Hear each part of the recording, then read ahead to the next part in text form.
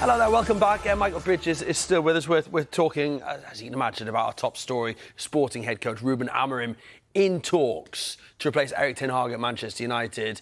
Michael, what are we thinking tactically about this and how we could see Manchester United potentially change? Well, the first thing we can see differently under Amorim, United obviously tend to play a four-man defence, but Amorim has only really ever played with a three at the back, a 3-4-3, sometimes a 3-5-2.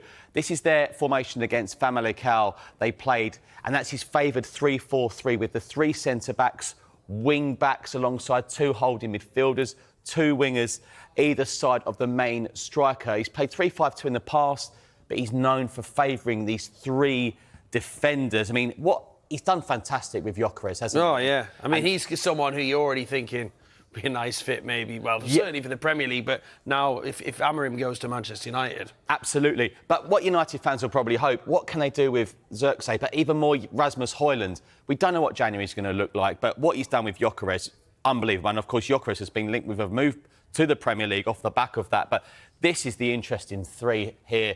United fans already probably writing down what three can we get at the back there where we need a few more to come in. So, yeah, interesting to see. Because centre-backs have been a problem as well. It was easy to say three at the back. You need three good centre-backs, don't you? And it's been a problem position for Manchester United. So, like you say, who that three are is going to be interesting. But, I mean, is it a system that could work? Well, United have six recognised, oh, there they are. They have six recognised centre-back options. Of course, they've brought in Lenny Yoro from Lille, Matthijs de Ligt from Bayern in the summer. They've got Harry Maguire, Johnny Evans and Victor Lindelof as backup.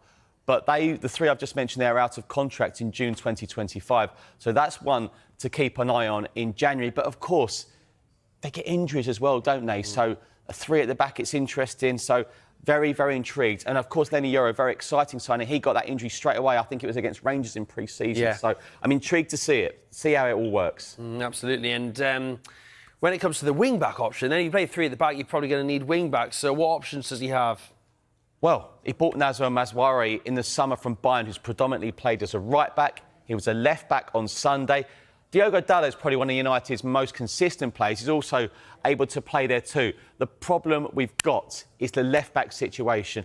We know Luke Shaw, the injury problems he's had. He hasn't played a league game for United since coming off a half-time against Luton in February.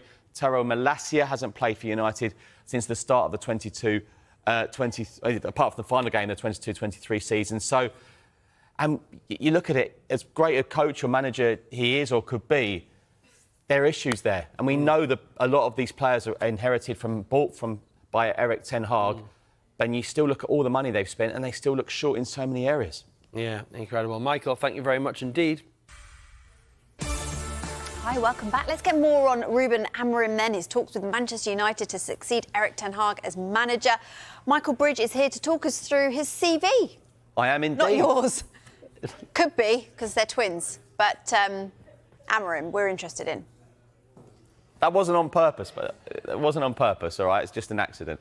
Right, Amorim. The United fans, are you listening? He's a two-time Portuguese league winner, winning their first title in 19 years in 2021. He's won the Portuguese League Cup 3 times, 2-time Portuguese manager of the season. And you can understand now why Sporting Lisbon paid Braga $8.6 million to take him in 2020. Now, I've been reading up on this, Bella. That was considered unbelievable sum of money in terms of, the compensation. People were very critical about it, but he's clearly proved them wrong. He retired early as a player, but he still ended up winning 14 caps.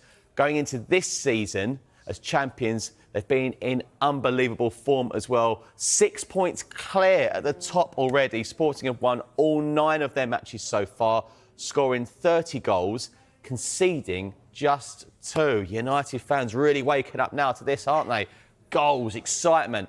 Well, it's not just domestically they've started well this season, on. Bella. No, it's coming. Here it is. They've made a really good start in the Champions League. Now, that looks low, but was there 36 teams in the Champions League this year?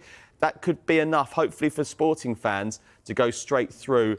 Of course, we don't know how many you need for qualification straight through, But what we do know, they've made a good start, 2 wins and a draw. They've got Arsenal next month as well. So a good start, great start domestically and very good in Europe as well. And we've been hearing his name being linked with Premier League clubs before, haven't we?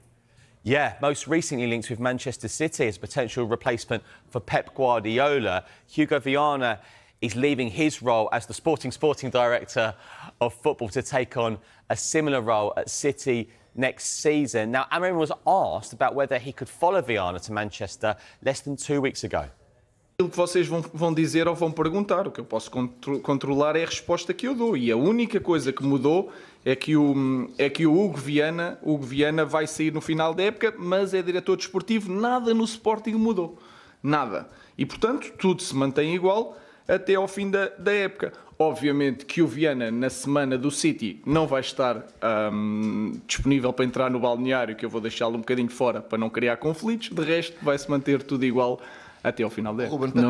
Não falamos nada sobre isso porque são 2 caminhos completamente diferentes. Eu sei que as pessoas fizeram essa ligação. O caminho do Viana é o caminho do Viana, o meu caminho é o meu caminho. E, portanto, apenas temos uma relação profissional que não se irá manter para sempre. O que irá manter é a nossa relação de...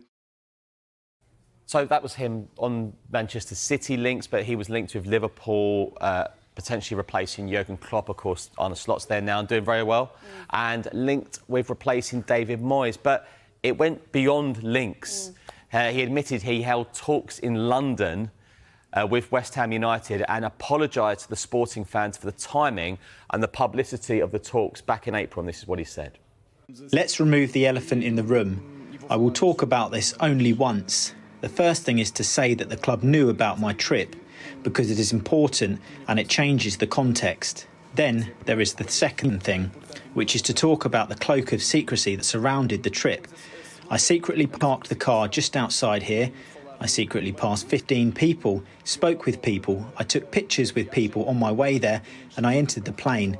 Therefore, it's a bit too much to say that it was all done in secret, especially behind the club's back. This didn't happen. And then the most important point is that it was obviously a mistake. My trip was a mistake. The timing was completely misjudged. I didn't realise it at the time, but it was misjudged.